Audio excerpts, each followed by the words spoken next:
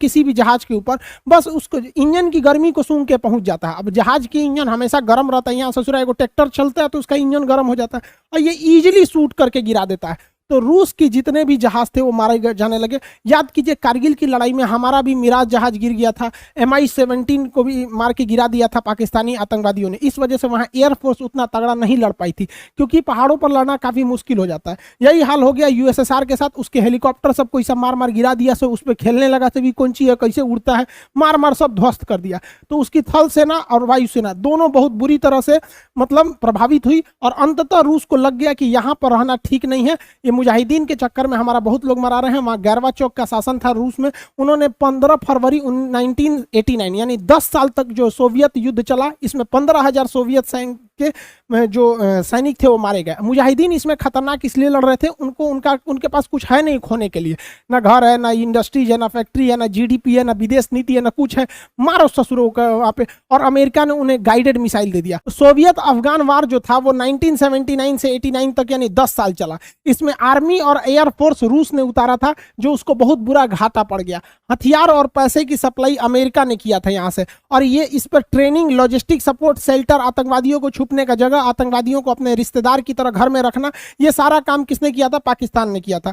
ये रूस उसी तरह ये अफगानिस्तान में हार के गया जिस तरह से अमेरिका वियतनाम में हार के गया था। तो अमेरिका की जिंदगी की सबसे बड़ी हार वियतनाम वार थी, और इस बार भी अफगानिस्तान में भी उसको कुछ खास मिला नहीं, और रूस के लिए ये भी बहुत घातक हो गया। हालांकि अफगानिस्तान को कोई शुरू से नहीं जीत पाया। सिकंदर भी यहाँ 3 साल तक सेना लगा के रखा हुआ था। उसकी माँ ने पूछा था कि तुम जीत क्यों नहीं पाते हो एक छोटे से देश को? तो सिकंदर, ऐसा कहा जाता है कि अफगानिस्तान की मिट्टी को अपनी माँ के मतलब भेंट में दिया था। तो जैसे अफगानिस्तान की मिट्टी पहुंची सिकंदर के गांव, उसके गांव में झगड़ा होने लगा। तो ऐसा कहा जाता है कि अफगानिस्तान में कभी झगड़े खत्म नहीं होगा, वहाँ खाली मारे काट वाले हैं, क्योंकि उनकी मेंटेलिटी बहुत आगे तक नहीं है। वो गोली चलाओ, उन लोग के लिए GDP वगैरह मायने नहीं रखती है। तो रूस यहाँ से चला गया, लेकिन यही गड़बड़ी हो गई। रूस तो चला गया यहाँ पर। रूस के जाने के बाद ये यहाँ पर जो धार्मिक लड़ाई चल रही थी, जो मुजाहिदीन चल रहे थे, अब इन्होंने आपस में लड़ने लगे। इन्होंने अपना गुट बना लिया, 50 ठो, भैया ये 10 मोहल्ला मेरा, ये 2 जिला मेरा, ये यहाँ। अब इसमें क्या हुआ कि अफगानिस्तान में सिविल वार छूट गया, गृह युद्ध हो गया। रूस तो चला गया, अब यहाँ पर किसी का सामान लूट लो, कुछ मर्डर कर दो, डकैती कर दो, ये सारे चलने लगा। तो अफगानिस्तान के आम पब्लिक जो थे इससे उब गए। वो चाहते थे कि एक ऐसा लीडर मिले अफगानिस्तान के लोगों को जो अफगानिस्तान को लीड कर सके। तो इसके लिए उन्होंने देखा कि सोवियत संघ यानी रूस से लड़ाई में सबसे तगड़ा कौन भाग लिया था। तो उन्होंने देखा कि स्टूडेंट ने सबसे तगड़ा लड़ाई लड़ा था। तो अफगानिस्तान में स्टूडेंट्स को तालिब कहा जाता था। तो इस तालिब में सबसे खतरनाक जो स्टूडेंट तगड़ा था, एकदम यूनियन लीडर था, उसका नाम था उमर। तो इन लोगों ने उमर को पकड़ा। तो उमर जो था वो स्टूडेंट था, और स्टूडेंट के ही एज में यह हथियार उठा लिया और बहुत बहादुरी से लड़ा था, रूस को भगा दिया था। हालांकि उमर का लड़ाई में दाहिनी आंख जो थी वो रूस के बम से क्या हो गई, विस्फोट से इसकी दाहिनी आंख उड़ गई थी। जब रूस चला गया तो ये जो उमर था ये मस्जिद में नमाज पढ़ाने लगा। तो मस्जिद में जब ये नमाज पढ़ाने लगा तो उमर की एक आंख तो फूट चुकी थी लड़ाई में।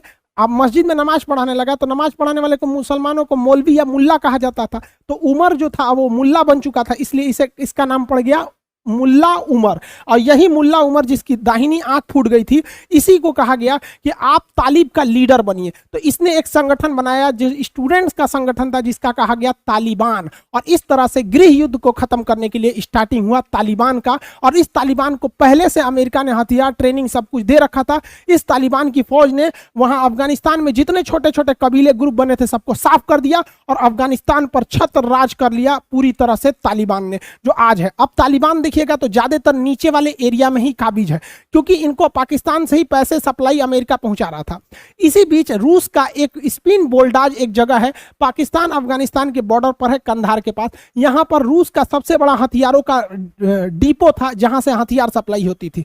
यह बात पाकिस्तान ने आतंकवादियों को बता दी। वहां के तालिबान वालों ने आए और इसे लूट लिए, और इस वजह से अमेरिका और रूस दोनों के हथियार तालिबान के पास आ गए थे। अब कहेंगे कि कब्जा कैसे होता, 85% एरिया पे कैसे कब्जा कर लिया? आपको भी अपना एरिया कब्जा करना है तो वहां के पुलिस स्टेशन को उड़ा दीजिए। पुलिस स्टेशन उड़ गई, आपका एरिया हो गया, अब कौन रोकेगा आपको? अब आर्मी आएगी। अगर आर्मी से लड़ाई कर लिए तो उसी को कहते हैं सिविल वॉर यानी गृह युद्ध। अपनी ही देश की फौज से लड़ गए तो गृह युद्ध यानी सिविल वॉर हो गया। पुलिस उड़ा दी है तो आपका कब्जा हो गया वहां पर।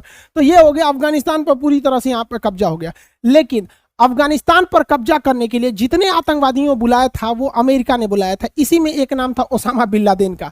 लेकिन ओसामा बिन लादेन अमेरिका से दुश्मनी ले लिया था, क्योंकि तुम सऊदी अरब से उड़ान भर के उसमें इराक पर हमला क्यों कर रहे हो। इस वजह से ओसामा बिन लादेन जो था वो 9/11 का हमला करके उड़ा दिया यहाँ पर 11 सितंबर 2001 को यहाँ पर, और भाग के छुप गया अफगानिस्तान में। अमेरिका ने अफगानिस्तान में कहा कि यहाँ हमको क्या चाहिए, ओसामा बिन लादेन चाहिए। तो उस समय अफगानिस्तान में भले अमेरिका के दबाव में, अमेरिका के हथियारों से रूस को भगा दिया गया था, लेकिन वहां अमेरिका के ही आतंकवादी थे, जिसमें सबसे तगड़ा स्टूडेंट का ग्रुप था तालिबान, और तालिबान का लीडर था उस समय मुल्ला उमर, जो अफगानिस्तान की लड़ाई में ही जख्मी हुआ था। मुल्ला उमर ने कह दिया हमारे यहाँ ओसामा बिन लादेन नहीं है, भगो यहाँ से। तो अमेरिका ने कहा हमको युद्ध कर देंगे। कहा गया ससुरा आओ युद्ध कर देंगे। अब ये ना भगाए हैं रूस को, तो रो देख लेंगे, आओ 10 साल में कुछ दिए, आओ तुम भी। और यहीं अमेरिका कूद गया इस युद्ध में। हालांकि अंततः ओसामा बिन लादेन कहाँ पकड़ा गया, पाकिस्तान में, और पाकिस्तान के ऊपर आरोप भी नहीं लग पाया, क्योंकि पाकिस्तान ने कह दिया कि ओसामा बिन लादेन को बनाया कौन था, तालिबान को बनाया कौन था, अमेरिका ने बनाया था। अब भाई आतंकवादी के आगे अमेरिका, भाई आतंकवादी पर जब डिस्कस होगा तो पाकिस्तान से कोई नहीं जीत पाएगा, क्योंकि वो आतंकवादियों की फैक्ट्री है, सबकी हिस्ट्री पता है कौन कहाँ से आया है। ओसामा बिन लादेन को शरण देने के कारण तालिबान जो था, जो खुद अमेरिका ने उसे पैदा किया था, अब अमेरिका अफगानिस्तान में युद्ध लेके कूद गया। ठीक वैसे ही गलती किया जैसे रूस ने किया था, गुस्सा में वहां पे पूरा थल सेना उतार दिया, यहाँ पे भी दिक्कत हो गया, इसको भी धो दिया सब, अमेरिका को भी। अब अमेरिका 20 साल तक लड़ा था, क्योंकि 2001 में उसके ऊपर हमला हुआ था। जो बाइडेन ने कहा कि 20 साल बाद हम इसमें अपनी सेना वापस बुला रहे हैं। अफगानिस्तान से लड़ना बहुत मुश्किल है, क्योंकि यहाँ पर सबसे पहाड़ है और इनके जीवन का कोई मकसद नहीं, क्योंकि इनको केवल और केवल लड़ाई करना है। ये अब यहाँ पे सैनिक वापस जा रहे हैं। लेकिन ये बुढ़ऊ इतना होशियार है, बुश के समय पे यह हमला शुरू हुआ था और इसने वापस कर लिया अपनी सेना को। ये बुढ़ऊ को लगता है कि कोई ना कोई सवाल पूछेगा कि 20 सालों में आपको मिला क्या, तो इसको लगा कि हमको बेइज्जती हो जाएगा। तो इसने बहुत खतरनाक चाल चला। इसने क्या किया कि अपने जितने हथियार थे, जितने मीडियम साइज के गाड़ियां वगैरह थी, उनको कहा कि देखिए ये इसमें थोड़ा थोड़ा डेंटिंग पेंटिंग पचक ढचक गया, ये हमारे काम लायक नहीं, हम इसे छोड़ के जा रहे हैं। और बिना बताए भाग गया।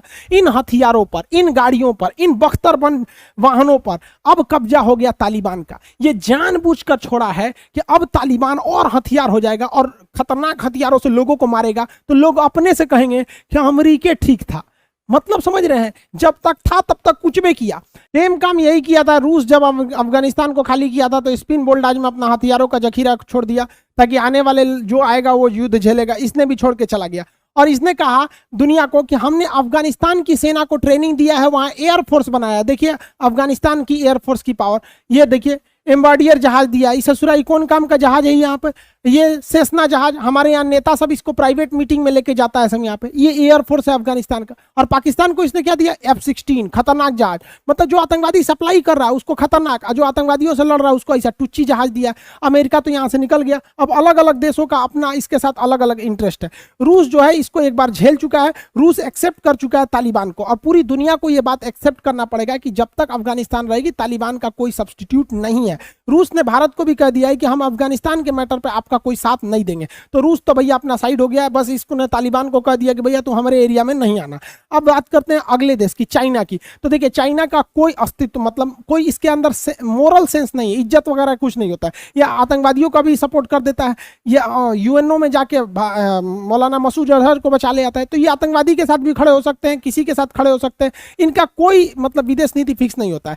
इनको मतलब क्या है कि अफगानिस्तान में बहुत सारे मिनरल्स हैं, तो इसका कब्जा सोचता है वहां लिथियम वगैरह वगैरह चीजों पे, आयरन और पर कब्जा हो जाए इसका अच्छा से। दूसरा, ये एक सड़क सीपीसी बनाया ही है, एक यहाँ के थ्रू भी एक बीआरआई प्रोजेक्ट में इसे शामिल कर लेगा। लेकिन चीन की भी एक मजबूरी है कि चीन की जो सीमा यहाँ अफगानिस्तान से लगती है वो सिंजियांग प्रांत है, और यहाँ के वीगर मुसलमानों पर चीन जुल्म करता है। इस वजह से यहाँ पर मुसलमानों में टसल हो सकती है। यहाँ भारत इस चीज को बढ़ा दे सकता है कि इस एरिया में अफगानिस्तान में ये असंतोष भर दे कि यहाँ पर जुल्म हो रहा है, जिस वजह से अफगानिस्तान और ये चीन के रिश्ते खराब हो सकते हैं। पाकिस्तान का यहाँ अपना इंटरेस्ट है, क्योंकि यहाँ जितने समय अफगानिस्तान जितना अशांत रहेगा, पाकिस्तान को वहाँ आतंकवादियों के लिए और इजी हो जाएगी। यहाँ जितने ज्यादा आतंकवाद रहेंगे, ये इन आतंकवादियों को चढ़ा के ये कश्मीर के एंट्री कराते रहेगा, क्योंकि यहाँ पे चुनाव का सबसे बड़ा मुद्दा रहता है कश्मीर। क्योंकि इन बकचोदों को समझ में आता नहीं है कि इनका बांग्लादेश चला गया यहाँ पर, लेकिन इनको कश्मीर चाहिए यहाँ पर, क्या कीजिएगा यहाँ पर।